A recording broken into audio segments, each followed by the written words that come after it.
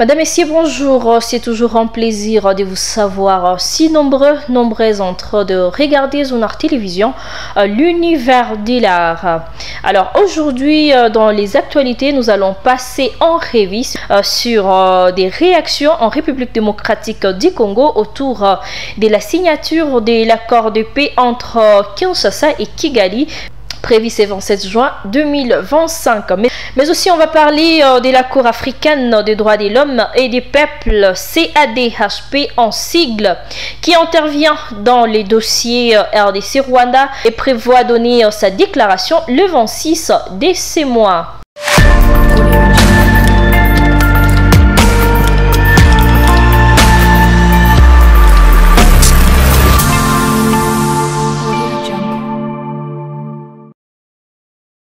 Et voilà, mesdames et messieurs, après plusieurs années de tensions armées et diplomatiques dans la partie est de la République démocratique du Congo, un pas décisif vers un accord de paix a été franchi sous la médiation des États-Unis.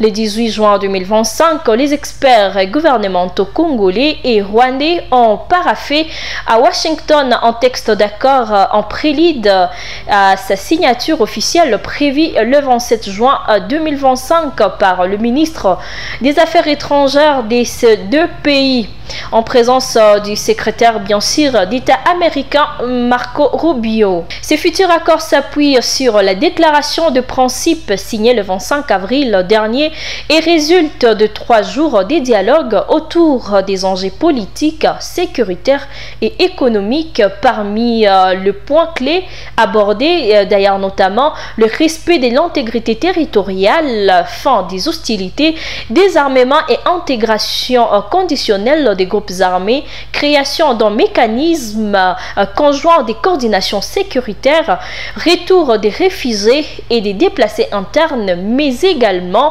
accès humanitaire et intégration économique régionale. Le Qatar engagé dans des efforts parallèles de facilitation a également pris part aux négociations en étroite coordination avec les États-Unis.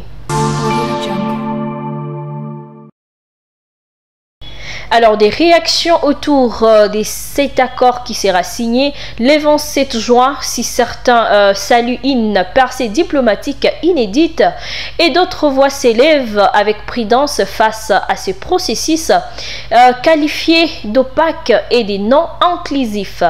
Dr Denis Mukwege, prix Nobel de la paix, dénonce un accord qui risquerait de blanchir les crimes du Rwanda et de sacrifier la justice au profit d'une paix précaire. Accorder une prime à l'agression, légitimer le pillage des ressources naturelles congolaises et aliéner notre patrimoine sans justice est inconcevable. Sont les propos de Denis Mukwege. Il regrette également l'absence de référence à la résolution 2773 du Conseil de sécurité des Nations Unies du février dernier 2025 qui exigeait un cessez-le-feu immédiat, les retraits sans condition des troupes rwandaises de la RDC, la fin du soutien au M23 et les démantèlements des administrations parallèles dans les zones occupées. Mukwege insiste sur la nécessité d'un processus transparent, inclusif, intégrant les femmes, les jeunes et les victimes, tout en plaçant la justice transitionnelle au cœur des efforts de paix.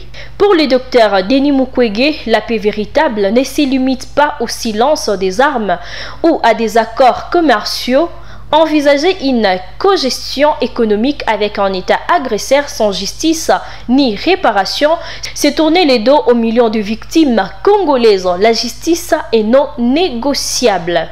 Le chemin vers une paix durable entre la République démocratique du Congo et le Rwanda semble amorcé, mais les critiques rappellent que sans justice, la paix reste illusoire. La signature officielle du texte prévu pour le 27 juin 2025 sera sans doute scrutée de près par l'opinion congolaise et internationale, alors que la région des Grands Lacs reste marquée par 3 décennies de conflits meurtriers.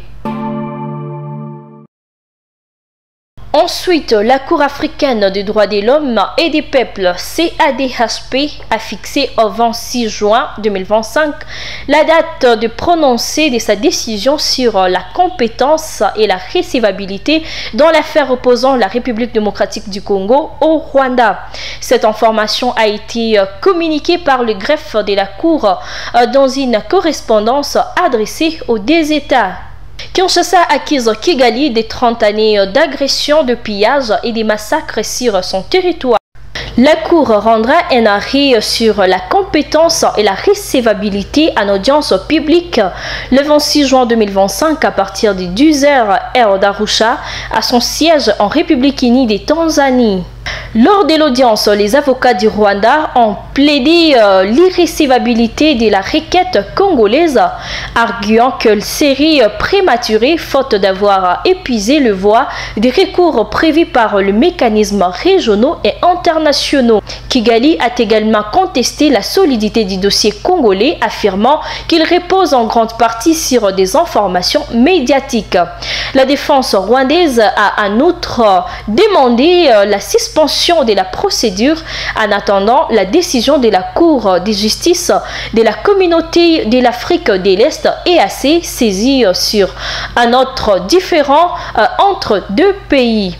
De son côté, la République démocratique du Congo a soutenu sa requête par une série de preuves documentées des crimes attribués au Rwanda, incluant de violences sexuelles, de massacres des civils et pillage des ressources naturelles.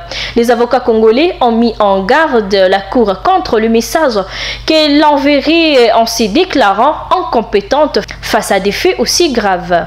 Contrairement à l'affaire examinée le 26 septembre 2024 par la Cour de justice de l'EAC qui portait sur des aspects strictement régionaux, les dossiers traités par la CADHP abordent des responsabilités historiques du Rwanda dans les crises à répétition dans l'est de la RDC.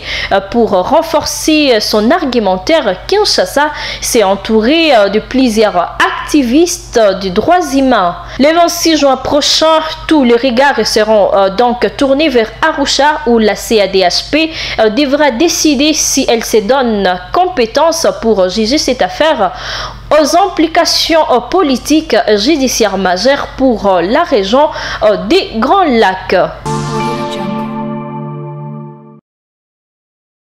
Voilà, c'était l'essentiel de l'information pour aujourd'hui. Très vite, on se retrouve pour d'autres points d'actualité.